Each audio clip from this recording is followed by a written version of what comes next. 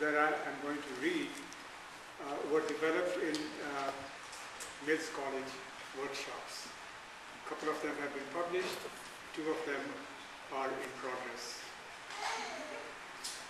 Before I read the first piece, I'd like to point out just one fact. The word Krishna in Sanskrit, in Indian mythology, in the Sanskrit language, has just one meaning: black.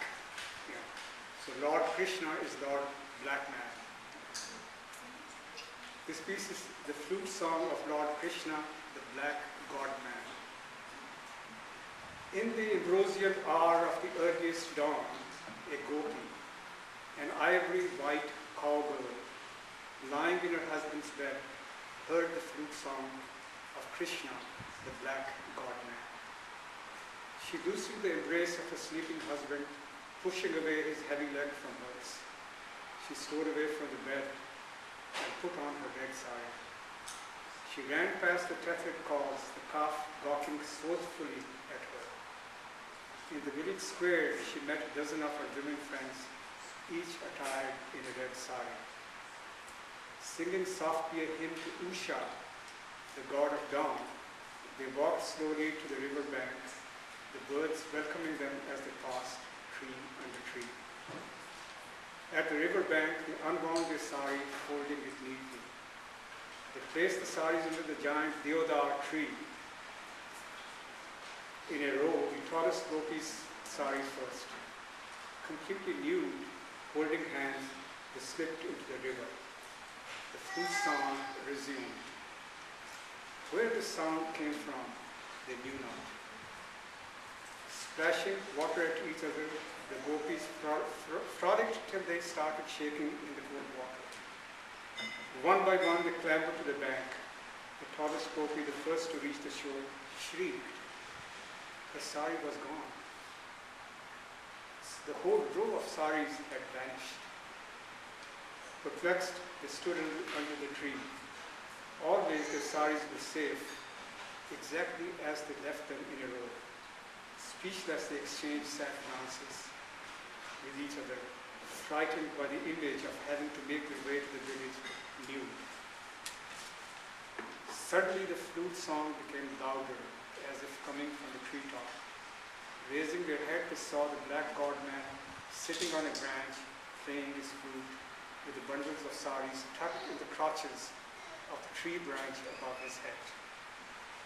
This was the first time any maid had intruded into the customary women-only area of the river. Seeing the black god man in his full masculine glory, the ivory white gopis shuddered with rising kundalini of sexual energy. They felt unbearably hot and jumped back into the river. Standing in the river up to their neckline, they beseeched the black god man to return their saris. His teeth flashing like jasmine petals, Krishna, the black god man, spoke. Only after each of you comes one by one to the tree and receives it from my hand. The tallest gopi stood under the tree, her right hand covering her tawny pubic hair. The black lord frowned, saying, "You must join hands, raise them to your forehead, and salute the rising sun god. Only then shall I return your sari." In this way, the black god man inspected the delightful image of the pointed breasts and slender waist of each of the ivory white gopis. The universe devises new games to play with itself eternally.